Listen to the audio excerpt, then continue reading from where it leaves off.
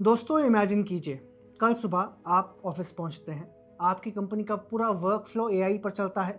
Developers code लिखने के लिए एआई यूज़ करते हैं। रिसर्चर्स रिपोर्ट्स एनालाइज करने के लिए एआई यूज़ करते हैं। और तभी एक नोटिफिकेशन आता है, this model is no longer available to you.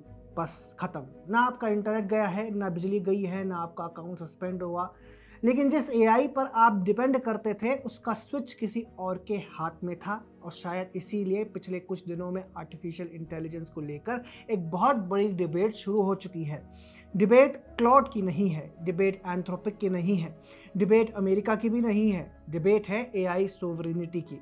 और शायद पहली बार दुनिया को एहसास हो रहा है कि एआई सिर्फ एक टेक्नोलॉजी नहीं बल्कि एक स्ट्रेटेजिक एसेट है। कुछ दिनों पहले रिपोर्ट्स आई कि अमेरिका ने एंथ्रोपिक के कुछ एडवांस्ड एआई मॉडल्स के एक्सेस पर रेस्ट्रिक्शंस लगाई हैं, जिससे फॉरेन नेशनल्स को लेकर सवाल खड़े हो गए। चाहे आप इस डिसीजन के टेक्निकल डिटेल से एग्री करें या नहीं, लेकिन इस इंसिडेंट ने एक रियलिटी एक्सपोज कर दी है। आज दुनिया के सबसे पावरफुल एआई मॉडल्स कुछ ही कंपनीज के पास हैं, और उन कंपनीज का जुरिस्डिक्शन भी कुछ ही कंट्रीज में है। इसका मतलब ये हुआ कि अगर कल जियोपॉलिटिकल टेंशन्स बढ़ते हैं, एक्सपोर्ट कंट्रोल्स लगते हैं या नेशनल सिक्योरिटी कंसर्न्स सामने आते हैं, तो एआई एक्सेस भी एक स्ट्रेटेजिक वेपन बन सकता है। और यहीं से शुरू होती है हमारी असली कहानी। व्हाइट हाउस के former AI adviser Sriram Krishnan का एक पुराना स्टेटमेंट आजकल काफ़ी वायरल हो रहा है। उन्होंने कहा था, we want to make sure that the world uses the American AI stack. We also want the world to use our AI model. We want all our allies, including India, to leverage our AI infrastructure. पहली नज़र में ये statement बिल्कुल logical लगता है। America AI race में lead कर रहा है। नेचुरली वो चाहेगा कि दुनिया उसके एआई इकोसिस्टम को अडॉप्ट करे।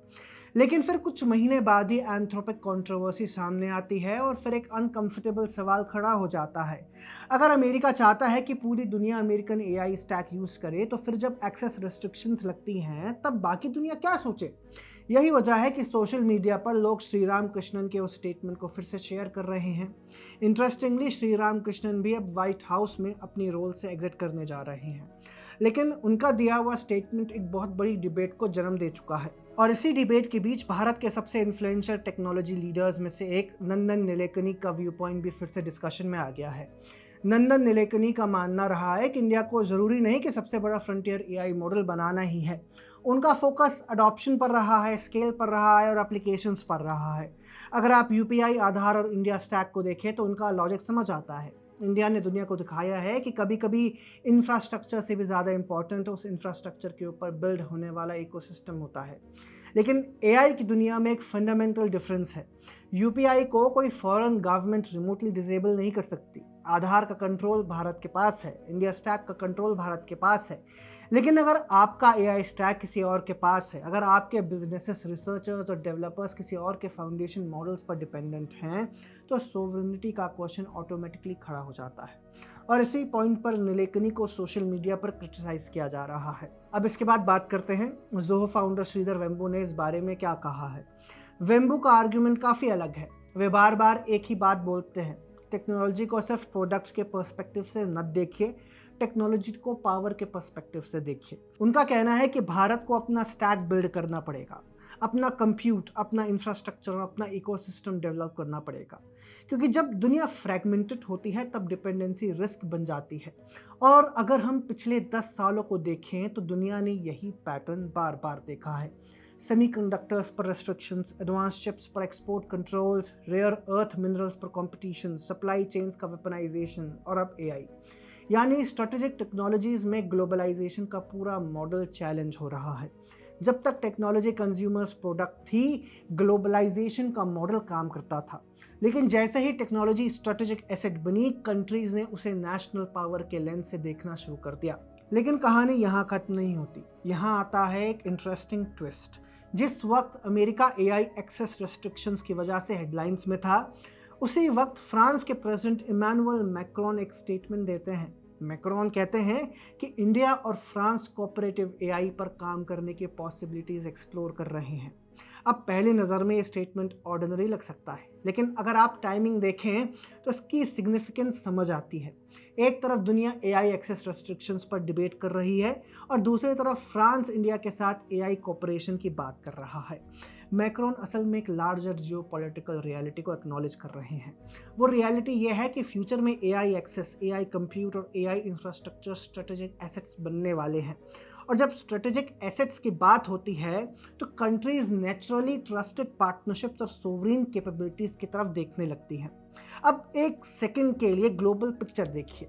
एक तरफ अमेरिका है जो फ्रंटियर एआई में लीड कर रहा है, दूसरी तरफ चाइना है जो अग्रेसिवली अपना इकोसिस्टम बिल्ड कर रहा है, यूरोप टेक्नोलॉजिकल सोवरेनिटी की बात कर रहा है, फ्रांस कोऑपरेटिव एआई की बात कर रहा है, और इंडिया अभी क्रॉस रोड्स पर खड़ा है। सर्वम जैसे कुछ कंपनीज बहुत बढ़िया काम कर रहे हैं। रिसेंटली इंडिया में हुए एआई समिट में हमने देखा कि we have promise and potential.